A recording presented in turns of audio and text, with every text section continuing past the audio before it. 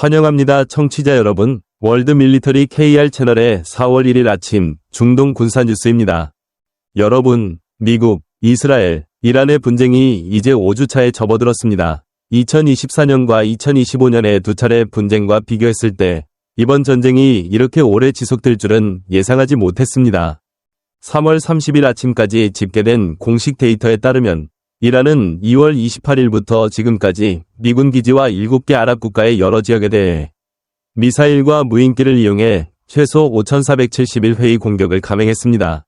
이란에 쏟아지는 미사일에 대응하기 위해 걸프 연합군은 2월 28일 이후 전장에 비축된 2,800발 중 약 2,400발이 패트리어트 미사일을 발사했습니다. 그 결과 현재 이 지역에는 약 400발이 패트리어트 미사일만 남아있으며 이는 매우 심각한 수치입니다. 놀라운 점은 미국과 이스라엘이 전례 없이 끔찍한 공습작전을 펼쳐 군사기지뿐만 아니라 항공기 한 대, 선박 한 척, 미사일 발사대 하나하나를 포함해 거의 10,000개에 달하는 목표물을 타격하는 상황 속에서도 이란의 반격이 유지되고 있다는 것입니다. 그런데도 이상하게 미국과 이스라엘의 공습은 이란의 미사일과 무인기 폭풍을 약화시키지 못했습니다. 이란이 제공권을 완전히 상실한 상태에서 어떻게 미사일 전력을 유지하는지는 현재 전 세계 어느 국가에게나 매우 귀중한 교훈입니다. 먼저 미국과 이스라엘의 공군력은 결코 종이 호랑이가 아니라는 점을 알아야 합니다. 그들은 모든 것을, 거의 모든 최첨단 무기를 공습에 투입했습니다.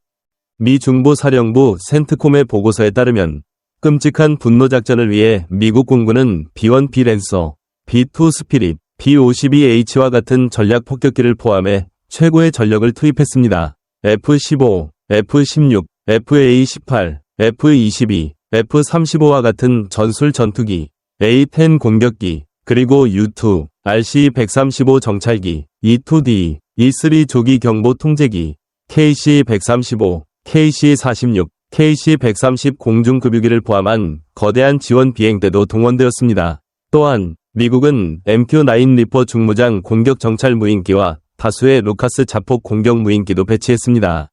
이스라엘 공군 측도 F-15, F-16, F-35 및 최첨단 항공 무기고를 포함한 모든 것을 사용했습니다.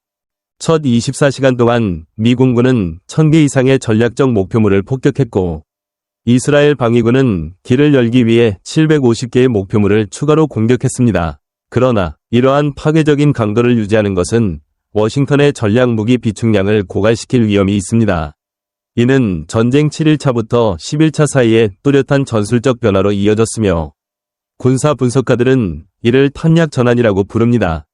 초기에 이란의 방공망을 피하기 위해 미국의 수직 발사 시스템을 장착한 핵잠수함과 구축함은 850발 이상의 토마호크 순항 미사일을 발사했습니다. 한 발당 약 360만 달러의 단가로 연합군은 처음 몇 주 동안에만 30억 달러 이상을 태워 없앴고 중동 지역 해상에 배치된 발사관 수의 약 절반을 소모했습니다. 전함은 해상에서 재장전할 수 없고 전용 인프라가 있는 항구로 돌아가야 하며 미국의 전 세계 비축량이 3천여 발에 불과하고 2026 회계연도에 110발만 도입할 계획이라는 점을 고려할 때 토마호크의 대량 사용은 미국에게 서태평양 등 다른 전선에서 심각한 전략적 부족 위험을 초래했습니다. 다행히 이란 방공망의 약화 덕분에 미국과 이스라엘은 제2담 통합 직접 공격 탄약으로 신속하게 전환했습니다. 세트당 10만 달러 미만의 이 저렴한 키트는 멍텅구리 폭탄을 GPS와 관성 항법 장치 INS 유도 무기로 변환합니다. 가시거리박 공격 무기에서 직접 침투 무기로의 전환은 연합군이 막대한 비용을 줄이는 동시에 테헤란의 군사구조를 지속적으로 소모시키는 데 집중하여 매일 300에서 500개의 목표물에 대한 지속가능한 폭격 속도를 확립하는 데 도움이 되었습니다. 현재까지의 평가에 따르면 27개 지하기지의 107개 출입구 중 약 77%가 공격을 받아 무력화되었습니다. 335개의 미사일 발사대가 파괴되었으며 이는 발사 능력의 약 70%를 차지합니다. 더욱이 지난 4주 동안 연합군은 국방부 소유의 탄약 제조단지와 산업시설에 화력을 집중하여 이란 군대를 지원했습니다. 연합군은 미사일 외장, 발사관 및 군사장비 생산의 기반인 이란의 야금 산업을 마비시켰습니다. 이스파한의 모바라케 스틸, 아바제의 후제스탄 스틸, 그리고 카비르를 포함하여 이란 이슬람 혁명 수비대가 일부 소유한 거대한 철강 공장들이 파괴되었습니다. 이란 서부의 과학기술대학, 무인기와 탄약을 생산하는 파르친 군사단지, 모다 해양산업기구, 그리고 부쉐르에 있는 사드라 이란 해양산업단지를 포함한 첨단 무기 개발 인프라도 폐허로 변했습니다. 연합군의 노력은 아라크 중수 생산공장, 플루토늄 생산시설, 사간드 광산의 우라늄 광석을 농축용 원료로 처리하는 이란 내 유일한 시설인 아르다칸 옐로우 케이크 생산공장, 그리고 부쉐르 원자력 발전소에 대한 공격을 포함하여 해결료 주기의 모든 연결고리로 확대되었습니다. 연합군의 패트리어트 요격 미사일과 토마호크 순항 미사일 제고의 빠른 고갈은 대한민국 국군에게 뼈아픈 교훈입니다. 소모전에서 한국은 절대 미국의 무기 비축량이나 개입 능력에 의존해서는 안 됩니다. 대한민국 국군과 방위산업은 반드시 냉철함과 절대적인 자주성을 유지해야 합니다. 우리는 어떤 동맹국의 눈치도 보지 않고 압도적인 화력을 보장하기 위해 K9 자주포나 K2 흑표전차와 같은 시스템에 지속적으로 공급할 수 있는 국내 생산 능력에 의존해야 합니다. 외국산 탄약에 대한 의존은 국가를 죽음의 문턱으로 밀어넣는 퇴보일 뿐입니다. 그러나 우리가 보았듯이 미사일과 무인기 공격은 여전히 매일, 매시간 발생하고 있습니다. 수백 발을 쏘아 올리던 처음 3일에 비하면 강도는 여러 번 약해졌지만 정확도는 더 높아졌고 기술은 더 현대화되어 미국과 동맹국의 미사일 방어망을 더 잘 뚫고 있습니다. 어제 소셜미디어에는 이란 미사일 탄두가 이스라엘의 요격 미사일을 회피하며 최종 단계에서 기동성을 보여주는 순간을 녹화한 비디오가 올라왔습니다. 중요한 것은 전례 없이 끔찍한 적의 공격에도 불구하고 이란의 전략 미사일 부대와 무인기가 어떻게 살아남을 수 있었으며 나아가 워싱턴 정부를 점점 더 초조하게 만들고 있는가 하는 점입니다. 분석가들에 따르면 2026년 분쟁의 가장 중요한 교훈 중 하나는 절대적인 공군의 지배가 자동으로 적의 완전한 굴복으로 이어지지 않는다는 것입니다. 이슬람 혁명 수비대와 이란 정규군은 미국과의 정규전에서 승리하도록 설계되지 않았으며 피해를 흡수하고 생존하며 시간이 지남에 따라 비대칭 교전 능력을 유지하도록 세심하게 구조화되었습니다. 40년 동안 연마된 전술 덕분에 이란의 미사일 발사대 시스템은 불폭풍을 견뎌내고 걸프 지역의 이스라엘과 미국 자산을 겨냥한 보복의 파도를 계속해서 쏟아내고 있습니다. 이 생존 구조에서 가장 중요한 요소 중 하나는 바로 지하 미사일 도시입니다. 이란의 핵심 방어 공간은 지상에 있는 것이 아니라 단단한 암산 지하 수십 미터 깊은 곳에 숨겨져 있습니다. 이란-이라크 전쟁 이후 이란은 미사일 도시라고 불리는 복합 네트워크를 지속적으로 시추하고 건설해왔습니다. 데이터에 따르면 전국 각 지방에 흩어져 있는 최소 27개에서 30개의 대규모 기지가 있으며 107개 이상의 출구가 있는 터널 시스템과 연결되어 있습니다. 4주 동안 미국과 이스라엘로부터 최소 6번이 폭격을 받은 잭 미사일 기지는 이곳에서 발사가 계속 기록되고 있다는 점에서 이 구조의 보궐력을 보여주는 전형적인 예입니다. 이 도시들을 보호하는 가장 중요한 요소는 지질학입니다. 두꺼운 화강암층 아래 50에서 100m 깊이에 건설된 것은 산을 자연적인 생존 방패로 변형시켜 12톤 무게의 GBU 57 슈퍼폭탄이나 연합군의 제2담에 거의 완전히 면역되게 만들었습니다. 진정한 정교함은 내부 설계에 있습니다. 지하 벙커는 일직선으로 파인 것이 아니라 수많은 극커브, 거대한 방벽 및 트랩도어 시스템과 함께 구불구불하게 이어져 있습니다. 이 설계는 충격파의 운동 에너지를 솟아시키기 위한 유체 역학 원리를 따릅니다. 관통폭탄이 우연히 터널 문턱에 떨어져 폭발하더라도 커브와 방벽이 열압력이나 충격파가 깊숙이 위치한 탄도미사일 경납고에 도달하는 것을 막아 연쇄 폭발의 위험을 차단합니다. 지표면이 폭격당했을 때 군인들이 질식하거나 일산화탄소에 중독되지 않도록 이란 이슬람 혁명 수비대는 정교한 공기 압축 선풍기와 독립적인 전력망 시스템을 갖춘 수많은 환기 시스템을 구축했습니다. 미사일 저장소는 철로 위를 달리는 자동 열차 네트워크를 통해 수십 개의 다른 비상구와 연결되어 있습니다. 발사대가 이 차량에 배치되면 다른 발사구로 빠르게 이동할 수 있습니다. 미국의 MQ-9 무인기가 터널 문을 발견하고 파괴하면 전철 시스템은 즉시 방향을 바꾸어 몇 킬로미터 떨어진 예비 터널 문으로 미사일을 옮겨 발사합니다. 또한 미국의 고정밀 유도 무기를 고갈시키기 위해 이란은 막다른 터널로 이어지는 가짜 문을 대량으로 건설하거나 비상구를 산악 지질 구조와 섞이도록 위장하여 이스라엘의 위성 및 이미지 분석 인공지능 시스템을 속였습니다. 서방 공군의 치명적인 약점은 목표물을 재공격하는데 지연이 발생한다는 점입니다. 이를 인식한 이란은 모든 지하단지 내에 영구적인 엔지니어 팀과 대형 불도저를 유지하고 있습니다. 이 부대들은 파괴된 터널문에서 잔해를 지속적으로 치웁니다.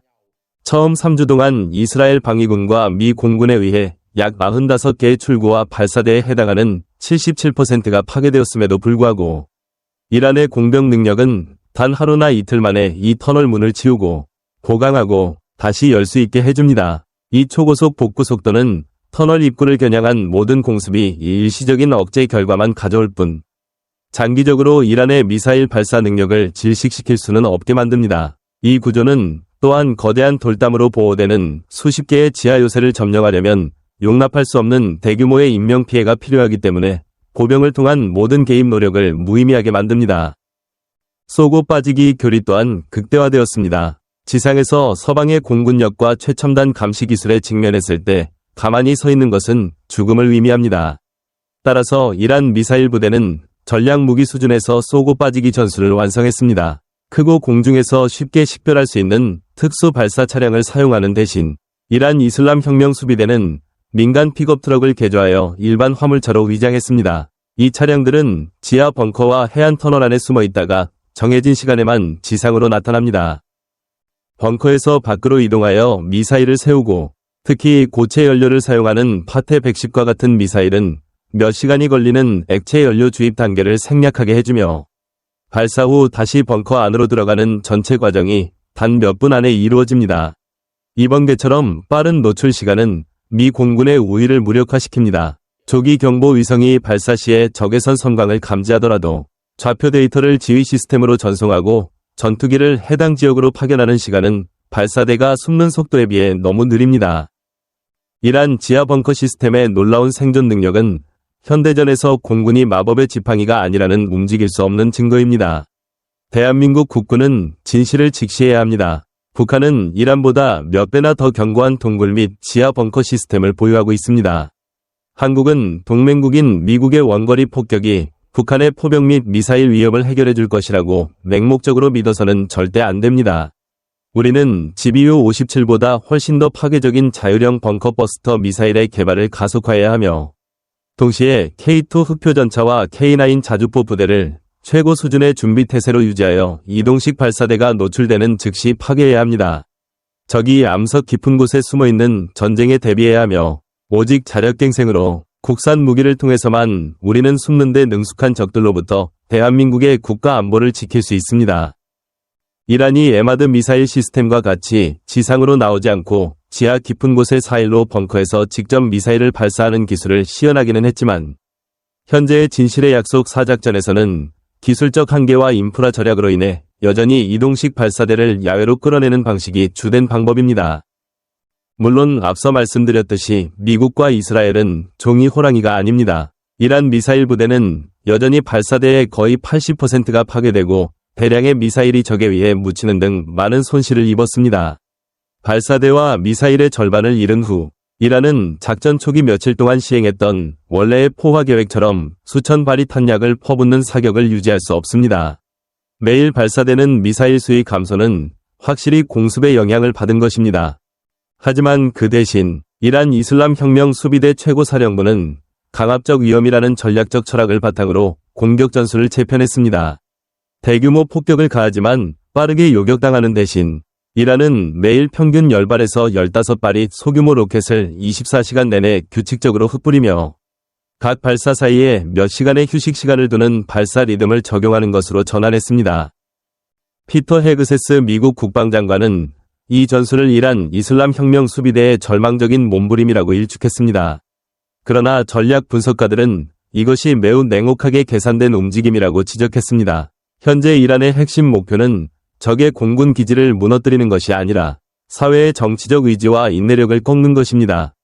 발사 사이의 시간을 늘림으로써 이스라엘과 걸프 지역의 사이렌 시스템이 밤낮으로 계속 울리게 됩니다.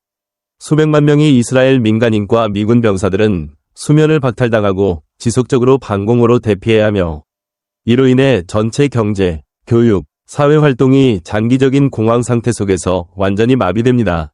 게다가 이란은 단일 파편 폭발 탄두 대신 미사일 탄두의 집속탄을 사용하기 시작했습니다. 집속탄은 넓은 지역에 수백 개의 자탄을 흩뿌려 민간인 사상자 발생 위험을 극도로 높입니다. 대표적인 예로 3월 1일 베스트시의 한 주거 지역에 이란 탄도 미사일이 집속탄을 투하한 사건을 들 수 있는데, 이로 인해 방공호 시스템이 가동되었음에도 불구하고 9명의 이스라엘 민간인이 사망하고 수십 명이 부상을 입었습니다. 토마스 킬링에 따르면 양측을 재앙의 위기로 몰아넣기 위해 공동의 위험을 의도적으로 조작하는 것은 이스라엘이나 서방과 같이 더 민감한 사회 구조를 가진 쪽이 먼저 눈을 깜빡이게 만들 것입니다. 전쟁을 끝없는 고통으로 변형시킴으로써 테헤란은 워싱턴과 텔아비브가 공습 캠페인을 중단할 수밖에 없을 정도로 경제적, 정치적 대가를 높이려 합니다. 그리고 실제로 3주차부터 도널드 트럼프 행정부는 지치기 시작했고, 적에게 휴전과 미국의 조건을 따르도록 강요할 수 없게 되자 평화에 대한 성명을 발표하기 시작했습니다. 미국 시간으로 3월 30일에 발표된 메시지에서 도널드 트럼프 미국 대통령은 이란이 워싱턴과의 합의를 받아들이지 않고 호르무즈 해협을 열지 않는다면 발전소, 유정, 해수 담수화 시설 전체를 파괴할 것이라고 경고했습니다. 트럼프 행정부의 성명은 그들이 실제로 지쳤으며 특히 이란의 호르무즈 해협 봉쇄가 미국과 세계 경제에 직접적인 영향을 미친 상황에서 이 전쟁을 연장하고 싶지 않다는 것을 보여줍니다. 미사일 보복을 유지할 수 있는 능력은 미국과 이스라엘이 약해서가 아니라 수십 년 동안 방어 설계에 대한 훌륭한 준비가 있었기 때문이라고 말할 수 있습니다. 30개의 미사일 도시 네트워크 내의 전철 시스템을 통해 미사일 발사대를 분산시키고 공병 여단의 초고속 터널 문 복구 능력을 결합함으로써 이란 이슬람 혁명 수비대는 지속적으로 재생 가능한 무기 생태계를 만들어냈습니다.